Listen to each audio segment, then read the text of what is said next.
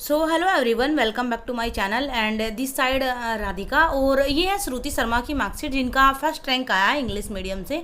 तो चलिए पहले इनका एनालाइज करते हैं। क्वेश्चन है, देश के पहाड़ी इलाकों में भूस्खलन की घटनाओं और ऐसी व्यापक घटनाओं में बढ़ती प्रकृति के कारण की जांच करनी है। सेकंड, भूस्खलन के जो जोखिम प्रबंधन है, राष्ट्रीय आपदा प्रबंधन जो हमारा एनडीएमए है, नेशनल डिजास्टर मैनेजमेंट जो अथॉरिटी है, उसके जो दिशा निर्देश हैं उन पर प्रकाश डालना है और उसके प्रभाव को कम करने के उपाय सुझाने हैं। तो यू कैन सी कि इन्होंने सबसे पहली लाइन में फैक्चुअल जो डाटा है 12.6 वो दे दिया है इंडिया का। सेकंड चीज़, फिर जो इनका प्लस पॉइंट है मार्क्स बढ़ने का, वो है मैप इंडिया का।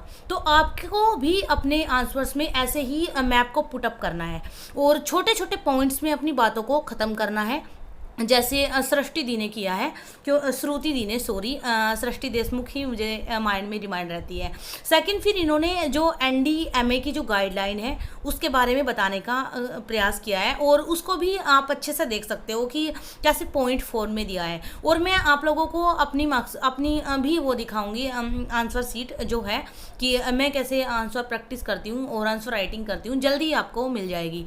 यहाँ पे आप देखोगे इन्होंने बताया कि जो लिमिटेड सर्कमस्टेंसेस है एंड जो सर्टेंसीज है और जो हमारी जो, वैसे मुझे इनकी लैंग्वेज मैं बोलूँ समझ नहीं आ रही है क्योंकि इनकी इंग्लिश जो हैंड राइटिंग है वो जो इंग्लिश के बड़े बड़े होते हैं ना, एग्जामिनर होते हैं, उनको ज़्यादा अच्छे से समझ आती है। बट जो भी लिखा है, जितना मैंने रियलाइज़ किया है वो ये है कि एक तो पॉइंट फॉर्म में लिखा है, हर चीज़ का एग्जाम्पल पुट किया है एंड आप देख सकते हैं जो की पॉइंट है उनको अंडरलाइन किया है। फैक्चुअल डाटा का बीच बीच में यूज़ किया है जो कि आपका एक प्लस पॉइंट हो जाता है। आंसर राइटिंग करते टाइम सबसे ज़्यादा इसी चीज़ का ध्यान दिया जाता है। सेकंड क्वेश्चन है, स्थानीय आबादी के अधिकारों के बारे में बताना है। संरक्षण अधिनियम 1960 के बारे में और उससे जो परिवर्तन है उनका समालोचनात्मक मूल्यांकन करना है।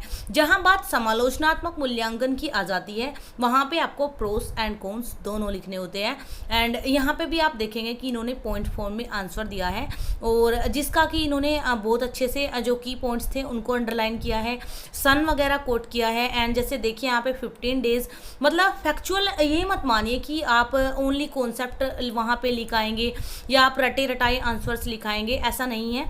आपको फैक्चुअल नॉलेज भी होनी ज़रूरी है, ये इनकी कॉपी यहाँ पे सिद्ध कर रही है।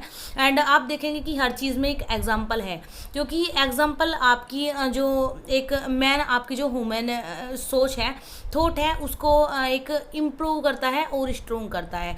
एंड यहाँ पे इनकी कॉपी ख़त्म हो जाती है और नेक्स्ट हम अब देखते हैं रवि सिन्हा की कॉपी, जो कि रवि भैया है जो हिंदी मीडियम से टॉपर है एंड 18वीं इनकी रैंक आई है और ये पहले भी 2 बार यूपीएससी क्लियर कर चुके हैं। क्वेश्चन है, प्रधानमंत्री की जो जी धन योजना है उसकी विशेषताओं पर प्रकाश डालना है, विश्लेषण करना है। जैव ईंधन राष्ट्रीय नीति 2018 की दृष्टि और लक्ष्यों को प्राप्त करने में किस प्रकार सहायता हो सकती है। यहाँ पे आप देखोगे कि इन्होंने जीवाश्म ईंधन की जो आयात की निर्भरता को कम करने के लिए जो चीज़ है, सबसे पहले उस लक्ष्य की बात कर दी, तो नीति की बात कर दी। अब जैसे इन्होंने 2018 की नीति की बात की तो उसके बाद ये सीधा आ गए दृष्टि व जो लक्ष्य है, जो इन्होंने ऊपर बात की उसके बारे में अब ये बता रही है लक्ष्य के बारे में। इनकी कॉपी मुझे बहुत अच्छे से समझ आ रही है क्योंकि हमारी हिंदी मीडियम की है। यहाँ पे आप देखोगे कि इन्होंने भी अंडरलाइन की हुई है चीज़ों को और जो प्लस आपके मार्क्स मिलते हैं ना, प्लस जो 1 पॉइंट हो जाते हैं, 2 पॉइंट हो जाते हैं, वो आपके इसी चीज़ से मिलते हैं। एंड यहाँ भी आप देखेंगे कि फैक्ट है, जैसे यहाँ पे इन्होंने इथेनॉल स्लैंडिंग लक्ष्य बताया है, तो जो 2022 तक लक्ष्य है 10% को प्राप्त कर लेना, वो इन्होंने यहाँ पे पुटअप किया है। एंड सेकंड चीज़ यहाँ पे आप देखेंगे कि जो इनका रिफाइनरियों को कच्चे माल की आपूर्ति कर किसान आय में वृद्धि करना है, ये भी एक बहुत बड़ा फैक्ट अपने आप में हो जाता है क्योंकि किसानों के ऊपर हमारे देश में बहुत सारे मुद्दे चलते हैं।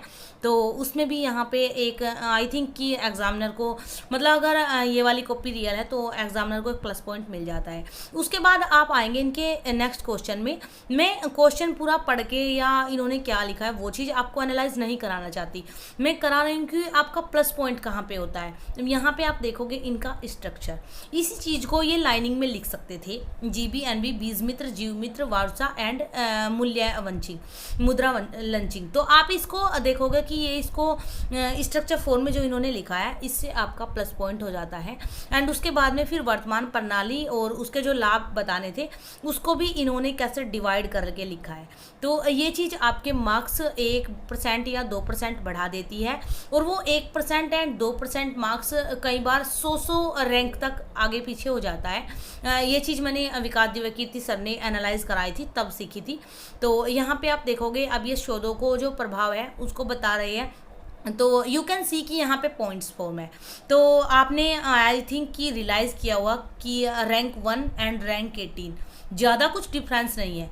अगर हम लोग थोड़ी सी मेहनत करें और हिंदी मीडियम से कोई ऐसा रिजल्ट लेके आए जो कि टॉप 10 में या फिर टॉप 5 में या फिर टॉप 1 रैंक, तो आई थिंक कि हमारे देश के लिए एक ऐतिहासिक बात हो जाएगी। तो यहाँ पे मुझे इतना ज़्यादा कोई डिफरेंस नहीं लगा। थोड़ा सा हैंड राइटिंग का डिफरेंस हो सकता है जो कि रवि सियाग भैया की इतनी ज़्यादा साफ नहीं है, लेकिन यहाँ पे आप देखेंगे इन्होंने भी फैक्ट का यूज़ किया है 14% प्लास्टिक को, और सेम इन्होंने स्ट्रक्चर वाइज चीज़ों को जो डिनोट किया है उससे आप ये चीज़ सीख सकते हो कि आपको अपने आंसर की जो स्टार्टिंग है उसको किसी फैक्ट से करनी है। फैक्ट मतलब मान लो वुमेन एम्पावरमेंट के बारे में क्वेश्चन है, तो हमारे देश में जो वुमेन एंड मैन का रेशियो है उससे आप स्टार्ट कर सकते हैं। फिर मान लो कि देश के वनों के ऊपर कोई क्वेश्चन है, तो भारत का जो वन क्षेत्र है 54% आई थिंक, उससे आप स्टार्ट कर सकते हैं। तो यहाँ पे आप देखोगे इन्होंने भी एग्जाम्पल्स दिए हैं, देखो उदाहरण, और इन्होंने भी फैक्ट यूज़ किया है एंड इन्होंने भी यहाँ पे डायग्राम्स यूज़ किया है। तो ये 5-6 चीज़ें होती है जिनको आपको अपने आंसर्स में डालना होता है। एंड हम जब आंसर राइटिंग करेंगे तो ये चीज़ अपने बैच में कराएंगे, तो अगर आप करना चाहते हैं तो जुड़ सकते हैं। और मैं जल्दी ही अपनी कॉपी को भी यहाँ पे आप लोगों को दिखाने वाली हूँ कि मैं आंसर्स कैसे लिखती हूँ, तो आपको सेम मिलेंगे, थोड़ा बहुत डिफरेंस है। And now thanks for watching, keep supporting, keep loving and bye.